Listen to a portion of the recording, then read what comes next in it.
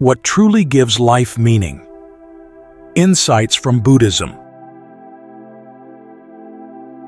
The universal quest for meaning. Why we are all searching. In today's world, we have more than ever before. We have comfort, technology, entertainment, and knowledge at our fingertips. We are told that if we work hard, get a good job, buy the right things, and build a secure life, we will be happy. And yet, many people still feel something is missing. Even when life looks complete from the outside, there's often a quiet space inside that feels empty. We may lie awake at night and wonder, is this really it? There's a sense that something deeper is absent, something we can't quite name. This isn't a personal failure. It's a deeply human experience. You are not broken for feeling this way. In fact, people have asked these same questions for thousands of years. Marcus Aurelius, a Roman emperor and Stoic philosopher, once wrote, "Very little is needed to make a happy life. It is all within yourself, in your way of thinking." Long before modern distractions, wise individuals saw that meaning does not come from what we collect, but from how we see, how we live, and how we relate to the world within. So why do we feel this quiet ache? Why are we always searching? Buddhism offers a clear answer. It begins with what is called dukkha, a word often translated as suffering. But it means more than just pain. Dukkha is the deep sense of unease that runs through our lives. It is the stress that comes from change, loss, and the fear that nothing lasts. Even moments of joy carry tension, because we know they will pass. Dukkha includes sorrow, disappointment, and the subtle dissatisfaction that follows even our happiest experiences. But Buddhism does not say this to depress us. The Buddha called it a noble truth, not because suffering is noble, but because seeing it clearly is noble. It is the beginning of wisdom, the beginning of freedom. Once we recognize dukkha for what it is, we can stop chasing illusions. We can stop looking for meaning in places that cannot offer it. This restless search, this hunger for lasting meaning, comes from dukkha itself. When we feel that something is missing, we try to fill the space with things, with goals, with distractions. But none of these can truly satisfy. Why? Because they are all impermanent. Everything changes. Everything fades. The more we cling, the more we suffer. But to see this clearly is not a dark view of life. It is a breakthrough. It is the moment when the search begins to shift. You are no longer trying to escape the truth. You are ready to face it, gently and honestly. And that is the first real step toward peace. Often, we ask the big question, what is the meaning of life? As if there is one hidden answer waiting somewhere, like a lost treasure or secret code. But Buddhism invites a different question, one that is far more powerful. How can I live a meaningful life? This small change in words changes everything. Meaning is not something we find out there. It is something we create through how we live, through our awareness, through our actions, through the quality of our presence. The Buddha never asked us to believe blindly. He invited us to look closely at our own lives and take responsibility for the path we walk. In the Dhammapada, he says, "By oneself is evil done. By oneself is one defiled. By oneself is evil left undone. By oneself is one purified." Purity and impurity depend on oneself. No one can purify another. This is not just a moral teaching. It's a message of personal power. Meaning is not given to us from the outside. It is not waiting at the end of some perfect plan. It is built, day by day, through small, honest efforts.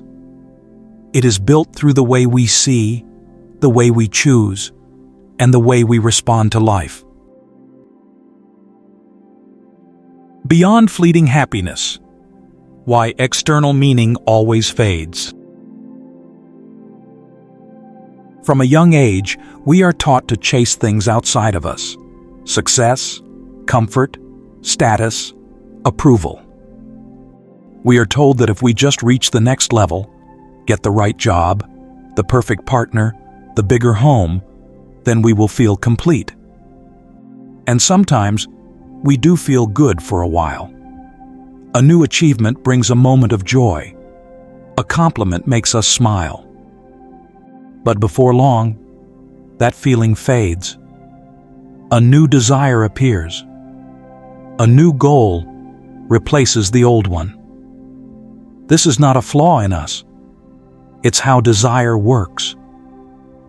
The Buddha described this endless cycle of craving in vivid terms. In the Dhammapada, he says, "The craving of a thoughtless man grows like a creeper. He runs from life to life, like a monkey seeking fruit in the forest." We reach, we grasp, we hope the next thing will finally satisfy. But it never does, because everything outside us changes. Nothing lasts. Cars rust, jobs end, praise fades. Even relationships shift. External things can be pleasant, even helpful. But they cannot give deep, lasting peace. They are like wind passing through open hands. Another trap is looking for meaning in how others see us. We want to be admired. We want to be liked. We fear being disliked, forgotten, or ignored. And so, we perform. We shape ourselves to meet others' expectations. But this path is unstable. Other people's opinions are always shifting, like clouds blown by wind. The 𝐂𝐴𝐻 captures this clearly. Care about people's approval, and you will be their prisoner. If your sense of meaning depends on being praised, you will always be anxious. You will live in fear of being misunderstood or rejected. True meaning cannot be borrowed from others. It must grow from within, through quiet integrity, through living in line with what you deeply know to be right. This is where Buddhism offers something subtle but powerful: the teaching of anatta, or not-self. This does not mean you are nothing. It does not deny your experience. Instead, it points to a deeper truth. What we call me is not one fixed thing. There is no unchanging core inside us. We are not solid statues. We are more like rivers, always flowing. Your body changes. Your thoughts change. Your emotions come and go.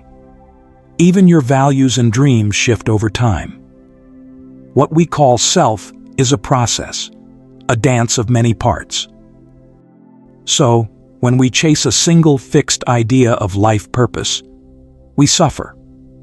We try to carve permanence into something that is never still. This doesn't mean life has no meaning. It means meaning is not found in a final answer. It is found in the ongoing act of living. In your choices, in your growth, in how you show up for others, moment by moment. Don't chase a rigid story about who you are supposed to be. Instead, pay attention to what feels true right now. Purpose is not a place you arrive. It's something you practice. It unfolds as you do. It shifts as you grow. When you understand this, a quiet freedom begins to appear.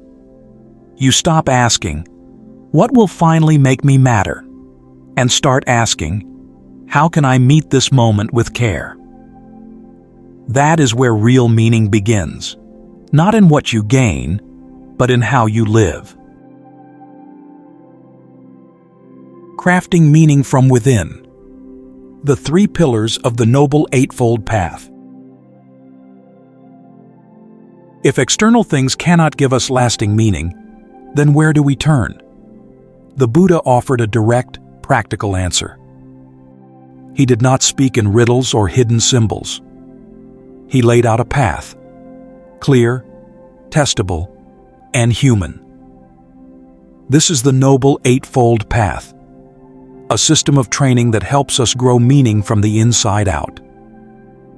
While the path has 8 parts, they work together in harmony and can be grouped into 3 essential pillars: wisdom, prajna, ethical living, sila, and mental stillness, samadhi. Together, they form the foundation of a life that is not just good, but deeply meaningful. The first pillar is wisdom, or prajna. This begins with right view and right intention. Right view means seeing clearly how life actually works, seeing that all things change, that nothing we cling to will last forever. It means recognizing dukkha, the quiet dissatisfaction that arises from trying to hold on to what is always moving. It also means seeing the truth of anatta, or not-self, that what we think of as me is not fixed, but a flow of changing conditions. Finally, right view includes understanding karma, that our actions shape our experience and that cause and effect are always at work. From this understanding, right intention naturally arises. We begin to think in ways that are rooted in letting go, in goodwill, and in harmlessness. When we see clearly that nothing can be held on to forever, we stop grasping so tightly. When we understand how our choices ripple outward, we move more gently. A powerful way to develop this kind of wisdom is through mindfulness, noticing your breath, your thoughts, your sensations without judgment. Just watching steadily. Over time, this kind of presence sharpens our vision. It helps us see not only life's changing nature, but also the quiet meaning hidden in ordinary moments. Socrates once said, "An unexamined life is not worth living." In Buddhism, mindfulness is the method of examination, and it is through this honest, gentle attention that we begin to live with real depth. The second pillar is ethical living, or sila. Meaning is not found only in how we think. It is built through how we live. This includes right speech, right action, and right livelihood. Right speech means speaking truthfully, kindly, and with purpose. We avoid lies, harshness, gossip, and empty talk, not because of blind rules, but because words shape the world. Right action means choosing behavior that protects life, respects others, and stays rooted in compassion.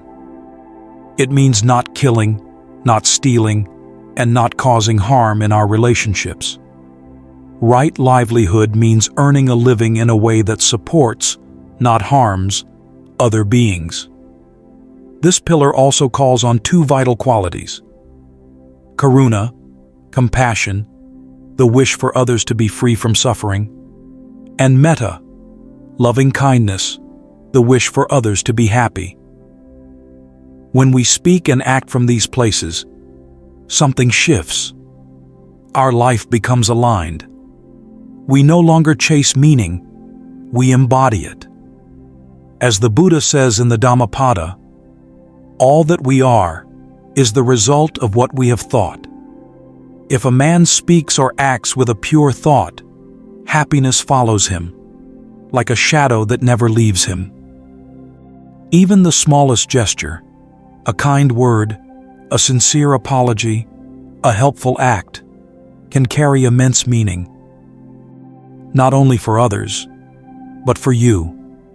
Because each time you act from compassion, you are shaping a life worth living. To support both wisdom and ethical action, we need the third pillar, mental stillness or samadhi. A restless mind cannot see clearly. It cannot feel peace. It jumps from thought to thought, reacting without pause. Samadhi includes right effort, right mindfulness, and right concentration. Right effort means guarding the mind, preventing unwholesome states from rising, letting go of the ones already present, and nurturing states like calm, kindness, and clarity. Right mindfulness, as mentioned earlier, means being deeply aware of the body, feelings, thoughts, and mental objects, just as they are, without clinging or pushing away. And right concentration means training the mind to stay steady. Through meditation and focused attention, we develop inner silence. We begin to hear the quiet truth beneath the noise. From this stillness, our actions become more deliberate, our thoughts more refined. We stop living on autopilot. We begin to act from depth, not reaction. Neuroscience today confirms what ancient Buddhists knew. Regular meditation literally changes the brain. It reduces stress, improves focus, and strengthens empathy. A still mind is not weak. It is strong. It sees clearly. It responds wisely. And from that kind of mind, a meaningful life naturally flows. The meaningful life is now, realizing the Buddhist truth in everyday existence. We often imagine that meaning lies far ahead, at the end of a journey, after we've changed, after we've achieved something greater. But Buddhism points to a quieter truth. Meaning is not a prize we win later. It is the quality of how we live now. It is present in how we listen, how we breathe, how we respond to others, how we meet each moment with care. You don't need to wait. You don't need to be someone else. The ground of a meaningful life is already under your feet. It unfolds in small, quiet moments. Moments where you bring your full attention, your honesty, and your kindness into what's right in front of you. You don't need to begin with anything grand. In fact, the most powerful place to start is small.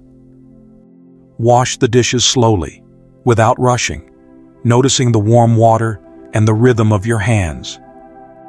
Listen to someone speak without planning what you'll say next. Feel the sensation of 5 slow, mindful breaths.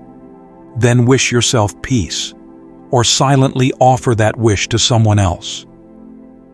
These are not distractions from meaning. They are the practice of meaning itself. A meaningful life is not something complex. It is something simple, done with full presence. The more fully you show up for what's here, the more alive your life becomes. The Buddhist path is not made of rules to obey. It is an invitation, a radical invitation to look clearly at your own life and take responsibility for how you live it. No one can give you a meaningful life. No one can walk the path for you. You must take the steps yourself. You must water the seeds of understanding, of kindness, of stillness, moment by moment. And the ability to do this already lives inside you. The Buddha's final teaching, just before his passing, was not about dogma. It was about self-reliance. In the Mahaparinibbana Sutta, he said, "Therefore, Ananda, be a lamp unto yourselves. Be a refuge to yourselves. Take yourselves to no external refuge. Hold fast to the truth as a lamp. Hold fast to the truth as a refuge. Look not for refuge in anyone besides yourselves. These words are simple, but they point to something powerful. Freedom and meaning are not things to be granted by others. They are cultivated by living in alignment with the truth. And what about those who long for something ultimate, for a final resting place, a lasting peace beyond all striving? Buddhism does offer a profound response: Nibbāna. But Nibbāna is not a paradise. It is not a destination. It is not a thing to possess. It is the complete letting go of clinging, of hatred, of confusion. It is the end of dukkha, the end of the constant restlessness, the hunger, the pushing and pulling that disturb the heart. Nibbāna is not made, it is uncovered. It is the unbinding of all that binds you. It is stillness untouched by birth or death. It is freedom with no conditions. It is peace, not dependent on circumstance. But even here, the teaching is clear. You do not find Nibbāna somewhere else. You realize it by walking the path, by living with wisdom, with compassion, with inner calm. Nibbāna is the full flowering of the very practice you live today. It is the natural result of walking with attention and honesty, moment after moment. You may think of it as the light at the end of the path, but the path itself is already filled with light, if you look closely. So don't wait for meaning to arrive someday. Live it now. Live it in your breath, in your words, in your choices. When you walk the path with full awareness, the destination quietly reveals itself in every step. That is where peace is. That is where meaning truly lives.